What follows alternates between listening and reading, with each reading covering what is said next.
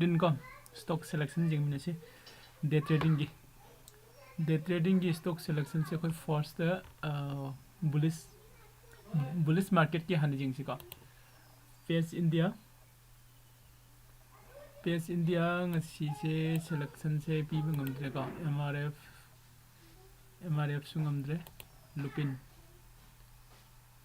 lupin su yadre duga lalpat left okay lalpat left ko lalpat left mai selection da thamge ko lalpat left screenshot la hoge horen punna dum ma'am da share to ko metropolis yadre p Pfizer ko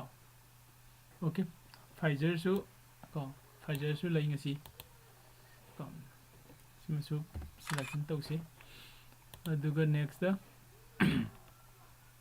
Pidilite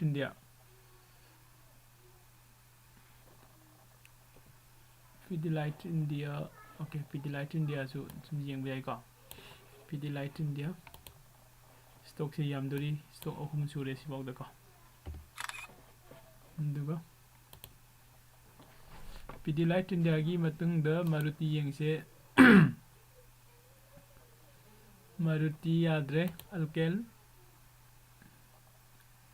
alkem su yadre Dr. Reddy se ngarang fajana profit phi gi ba keno ni ko ngasi su ma dum keno se lai master candle ko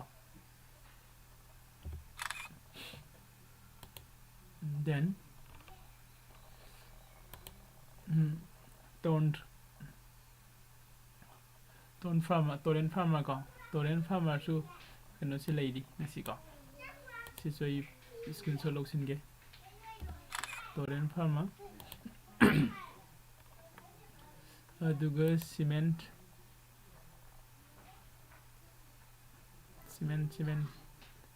net kitang tappe ko ma'am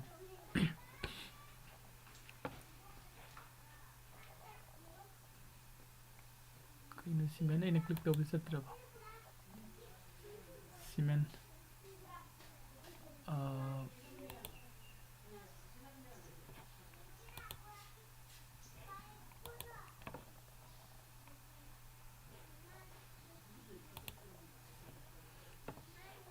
laitre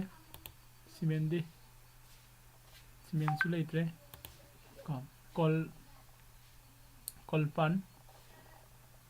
kolpan su laitre su lai okay sima sans kitang lai ko sima sum lo silam se alembic lo lagi next Lakse TCS ngasi laitre ko sipla da khoi ngasi yeng ba yai sipra se loksin lage dagi matung da ko LTTS ama laite ne lorage PI Industries loksin la se okay udah phanam jame atopa tisina ko na bullish market ki I think ngasi top gainer da master candle form to ko ngasi ki stock sibo khalla se aduga top loser da mujeng minase top loser da Bajaj Finance laire Bajaj Finance kamain to rige Bajaj Finance okay Bajaj Finance laitre ngasi ko Sri laitre ngarang continue tawri okay sima yeng ba yai kari company no Nifty Bank tang ngasi master candle form tawi ko ma'am Nifty Bank ta master candle form tawi aduga hojik ma se master candle si thugai na ba honari breakout ko Nifty Bank. Okay. Aduga Bajaj Finance.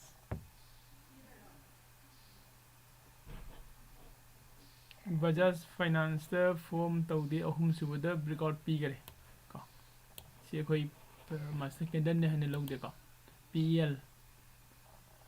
ha si su form tawdare ngarang gi continue tawbune aduga boss limited late okay boss limited se ngasi master candle form tawi ngarang su form tawi ngasi su form tawi ma se ko boss limited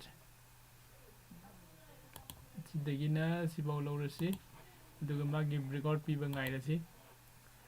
ko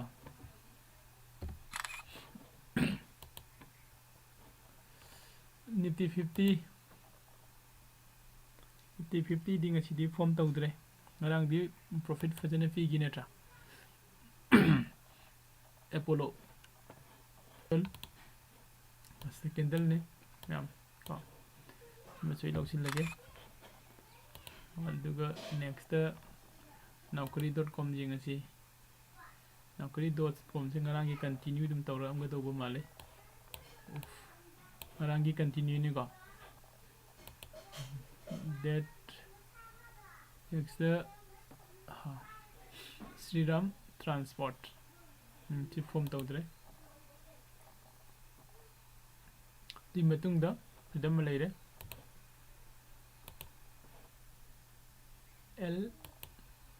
LTI ko LTI leire ta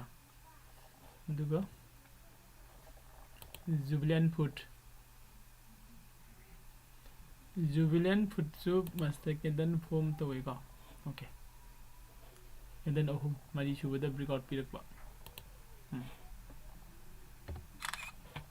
okay dui matungda hai riba sida select tawriba company se ma'am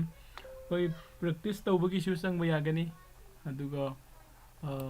future da trade tawning ba singsu sum trade tawba yani ko aduga koi option da natragana long term da kai da lawraga ngasi gi just day trading tawning ba makai da loin tawba yani ko si kai no emphasis ne emphasis ngasi gi kenoni laise ko dong narang gi si kai no man leira mi se okay si umta loi muthalaga ngasi gatang lawrasi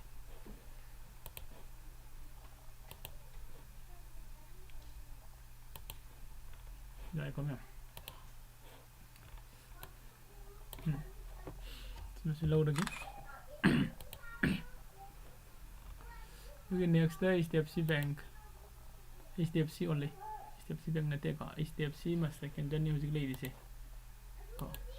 master candle dei ma se breakout to gare hujik entry gi sabsaba mafam jawre haine lobu su yai ko HDFC Bank HDFC se okay then Indigo leitre Britannia